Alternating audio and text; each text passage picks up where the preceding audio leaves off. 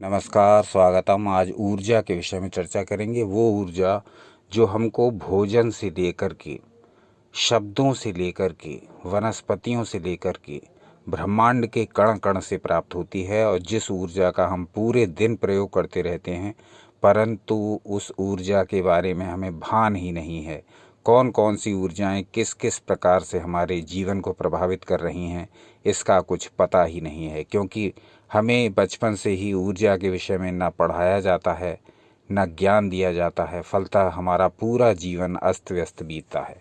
लेकिन यदि हम इन ऊर्जाओं के बारे में जानना प्रारंभ कर दें, ब्रह्मांड से अपने संबंधों के बारे में जानना प्रारंभ कर दें, तब निश्चित रूप से हमारा ये जीवन धर्म, अर्थ, काम, मोक्ष चारों पुरुषार्थों की प्राप्ति कराता हुआ हमें एक सार्थक जीवन प्रदान करेगा। तो आज हम महाभाष्य से एक श्लोक ले रहे हैं। ये महाभाष्य की प्रदीप टीका है। इसमें शब्द के विषय में बताया गया है, यानी शब्द ऊर्जा या ध्वनि ऊर्जा के विषय में आज के अंक में चर्चा रहेगी। ध्वनि का महत्व हम समझ जाएं तो निश्चित रूप से हम जो भी मंत्र जाप करेंगे, जो श्लोक पढ़ेंगे, जो उपासना करेंगे, जो अफर्मेशन करेंगे, जो संकल्प करेंगे, जो विचार रखेंगे, वैसा ही हम अपना जीवन बना लेंगे। यानी अपने जीवन को मनचाहा मोड़ देने का सामर्थ्य जिस ऊर्जा में है वो है ध्वनि ऊर्जा, शब्दों की ऊर्जा, शब्दों का स्पंदन, शब्दों की तरंगें, जो हमारे पूरे जीवन को प्रभावित करती हैं, करती रहती हैं, कर सकती हैं, और निरंतर हम इसका अनुभव भी करते हैं। कुछ प्रकार के शब्द हम बार बार सुनना चाहते हैं, चाहे वो गीत हो, चाहे संगीत हो, चाहे किसी व्यक्ति की आवाज़ हो। प्रत्येक प्रकार के शब्द में एक विशिष्ट प्रकार की ऊर्जा होती है। उस ऊर्जा का प्रयोग हम किस प्रकार से करें, ये हमें ध्यान देना है। यानी हम अपने पूरे दिन में शब्दों का चयन इस प्रकार से करें जो हमें उन्नति देने वाला हो। हम अपने मन में विचार भी करें तो इस प्रकार के करें जो हमारे जीवन को आगे बढ़ाने वाले हों। क्योंकि प्रत्येक विचार में एक शक्ति है, एक स्पंदन है, एक ऊर्जा है। प्रत्येक शब्द में एक स्पंदन है, एक एनर्जी है, एक ऊर्जा है। अब उसका प्रयोग हमें कैसे करना है ये जान लीजिए। अपने पूरे दिन में, जब आप दिन का प्रारंभ करते हैं से लेकर के पूरे दिन का जब आप अंत करते हैं रात्रि काल सोने तक, तब उस समय अपने पूरे मस्तिष्क में पूरे समय इस प्रकार का एक भी विचार नहीं लाएंगे जो आपको पतन की ओर ले जाने वाला हो। ऐसे विचार आएंगे अवश्य, क्योंकि मस्तिष्क का स्वभाव है वो कभी भी निष्क्रिय नहीं रहता। यदि आप उसे अच्छे विचारों से नहीं भरेंगे तो वे आपको नकारात्मक विचारों से भर देगा।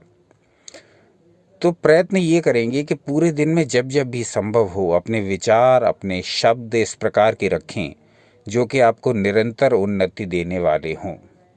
तो इस अंक का आधार क्या है? इस अंक का आधार है महाभाष्य की प्रदीप टीका का वो श्लोक जो आपकी स्क्रीन पर प्रदर्शित हो रहा है। इस श्लोक में सब कुछ कह दिया गया है। समझने की आवश्यकता है, अप्लाई करने की आवश्यकता है। कहा गया, एकः शब्दः सम्यग् ज्ञातः शास्त्रान्वितः सुप्रयुक्तः स्वर्गे लोके कामधुग् भवति। अब इसको समझने की आवश्यकता है। एक भी शुद्ध शब्द का ज्ञान और उसका प्रयोग मनुष्य को स्वर्ग प्राप्ति का साधन होता है। एक भी शुद्ध शब्द का ज्ञान और उसका प्रयोग, यानी कितना महत्व है शब्दों का। स्पष्ट कहा गया कि एक शब्द भी यदि ठीक प्रकार से प्रयोग कर लेंगे और उसका आपको ज्ञान होगा तो ये स्वर्ग लोक जैसी प्राप्ति इसी जीवन में करा देगा। तो शब्दों का इतना महत्व है। तो एक शब्द का जब इतना महत्व है तो आप सोचें कि पूरे दिन में हम जिस प्रकार से अपने शब्दों का प्रयोग करते हैं, तो उन पर यदि हम निगाह रखें, उन्हें वॉच करें, उन्हें ऑब्जर्व करें, हम क्या बोल रहे हैं, हम क्या विचार कर रहे हैं, किस प्रकार के शब्द हम अपने कानों में आने दे रहे हैं, किस प्रकार का मनोरंजन हम कर रहे हैं, किस प्रकार की श्लोक हम सुन रहे हैं, किस प्रकार की बातें हमारे कानों में निरंतर प्रवेश कर रही हैं जिससे कि वो हमारे मस्तिष्क को प्रभावित कर रही हैं। एक ऊर्जा जो ध्वनि के रूप में हमारे भीतर प्रवेश कर रही है वो हमारा निर्माण करती है। इसको ऐसे समझें कि ऊर्जा हमें भोजन से भी मिलती है। तो जिस प्रकार का हम भोजन करते हैं उसी प्रकार का हमारा शरीर होने लगता है। उसी प्रकार से जिस प्रकार की ध्वनि हम सुनते हैं, जिस प्रकार के शब्द हम अपने अंदर आने देते हैं, उससे भी हमारा निर्माण होता है। इसी प्रकार से और भी ऊर्जाएं हैं जिनको हम जिस जिस रूप में ग्रहण करते जाते हैं वो हमारे व्यक्तित्व का निर्माण करती जाती हैं। तो ऊर्जाओं के विषय में हमें बड़ा सजग रहना है। ऊर्जाओं के विषय में हमें बड़ा एक कहना चाहिए कि बड़ी चैतन्यता की अवस्था में रहना होगा, क्योंकि ऊर्जाएं तो निरंतर हमें प्रभावित करेंगी। ऊर्जाओं से ही ये जगत संचालित है। शिव सर्वोदय में भी भगवान शिव पार्वती जी से कहते हैं कि ये तत्वों द्वारा बना हुआ पूरा संसार तत्वों द्वारा पालित और उन्हीं में मिल भी जाता है, लय हो जाता है। तो ये पंच तत्व अपने भीतर जो ऊर्जाएं समेटे हुए हैं, ये विभिन्न रूपों में विभिन्न प्रकार से हमारे भीतर प्रवेश करती हैं।